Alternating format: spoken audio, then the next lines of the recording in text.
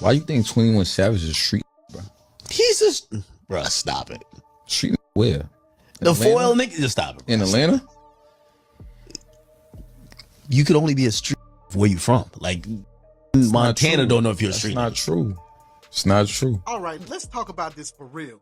Because a lot of people are confusing image with experience. Because this whole back and forth between 21 Savage and Fivio Foreign is not about disrespect or a podcast clip.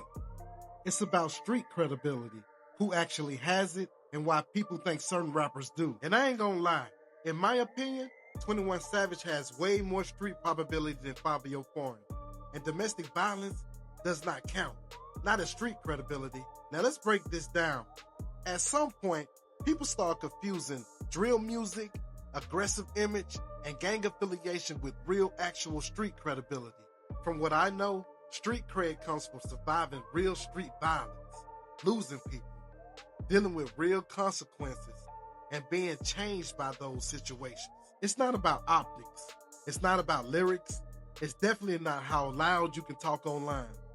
So how come 6ix9ine could diss 21 Savage so much? Yeah, but he dissed New York too. Like, he be dissing New York niggas going on style. Nah, but you saying this street don't play with him. Yeah, but 6ix9ine wouldn't go to Atlanta. Mm-hmm. I don't think he goes to Atlanta and disses, go to any poppin' Atlanta club and disses Savage there. You know what I mean? It's all cap. You understand? It's cap, bro. Trust me. It's all cap. It's all show.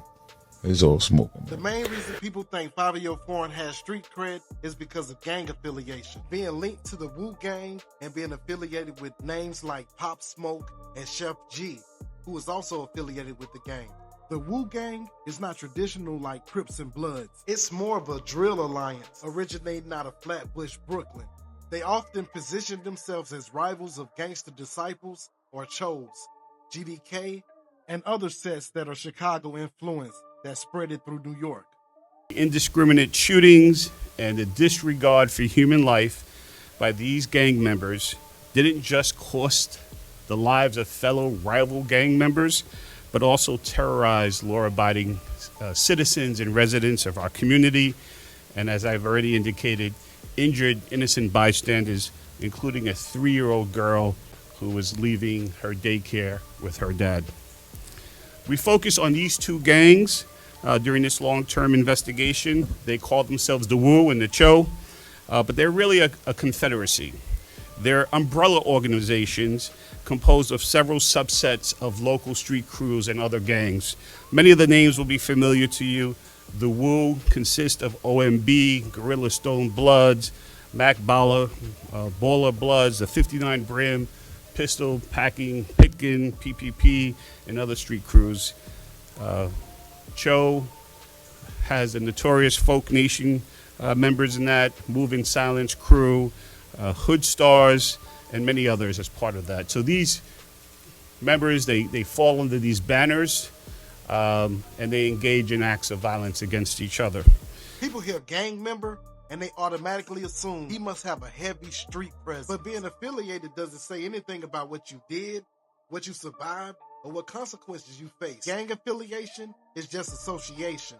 It's nothing. It's not proof that you did anything. And that matters a lot when it comes to street credit. When you actually look at the situations Fivio been in over the years, most of Fivio real life trouble hasn't come from street beef, mostly isolated incidents and bad decisions, not street survival. We're talking about domestic related situations that led to arrests, traffic stops that turned into gun possession charges, fleeing from the police, probation, and a short jail stint.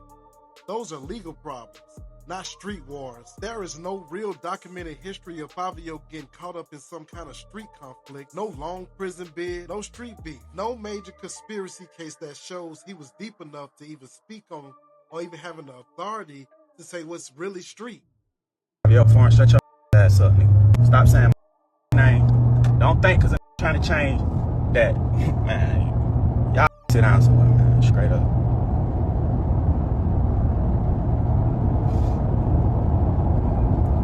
If your ass walking around with a 38, don't say nothing to me about the street. Straight up. If your ass 35 or older, and you been trying to rap since you was goddamn 17, 16, 15, Don't say nothing to me about the street. You don't know nothing about the street. You ain't did nothing in the street. Straight up. Y'all talking about all this street shit. Savage this, savage that, savage this. Savage just slap the shit out one of y'all in real life. Y'all know this. Stop, man. Don't think, cause Savage on some positive shit that is, oh, let's talk about Savage every day. Let's talk about Savage all this. Nah, this ain't that. Y'all still get y'all ass whooped. Straight up. Around that bitch looking for clout. Old as hell. Poor as a motherfucker. Talking about who a street in another state. How the can you tell from a whole nother state what they is? You don't even know no. What the hell? Y'all been want to be rappers y'all whole life. When you strip away the gang affiliation, the drill image, and the internet, Fivio's background doesn't actually give him leverage to question anybody else's street credit. So when 21 Savage heard the interview, he wasn't just disrespect. It was someone with a thinner resume trying to gatekeep the streets. And that's why 21 didn't argue about music, numbers, or popularity. He went straight to credibility. Then the beef stopped being about the streets and turned into disrespect. Because once 21 discredited Fivio's street credit, Fivio didn't get back with the facts or history. He changed angles. That's when Lotto got pulled into it. Fivio reposted the old XXL freshman cypher clip, making it seem like he could have had Lotto back in the day. Now everybody knows 21 and Lotto got a thing going, and they've been going for years. It had nothing to do with street cred. It was deflection. When you can't win the credibility argument, you try to embarrass, imply, and create doubt around someone's personal life. That's a classic play. But the problem was, it didn't work. Lotto shut it down immediately. No back and forth, no maybe. She made it clear nothing ever happened, and once she did that, that angle died, which tells you everything you need to know. Because if Fivio really had the leverage he thought he had, he wouldn't even have to bring Lotto's name up at all. So when you put all the evidence on the table, this case isn't really complicated. It wasn't about music, it wasn't about age, it wasn't even about disrespect. It was about credibility.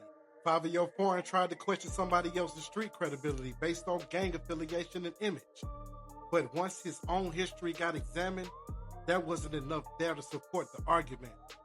Gang affiliation alone don't hold up. Arrests tied to domestic situations didn't strengthen the case. Dragging Lotto into it didn't help, because once that happened, the whole angle collapsed. On the other side, 21 Savage didn't respond with clout talk, sales numbers, or diss records. He went straight to credibility, because that's where he had the advantage. He's speaking from lived experience, from survival, from loss. So when he say F the streets, it doesn't sound like somebody pretending. It sounds like somebody who already paid the cost. Thank you for listening. Don't forget to like, comment, and subscribe. This your boy Plug. Peace. Hey. Plug talk. You're looking at the plug. Understand how the fuck my plug talk. Ooh, you know I got it. Brought to you by Daily Plug. Yeah.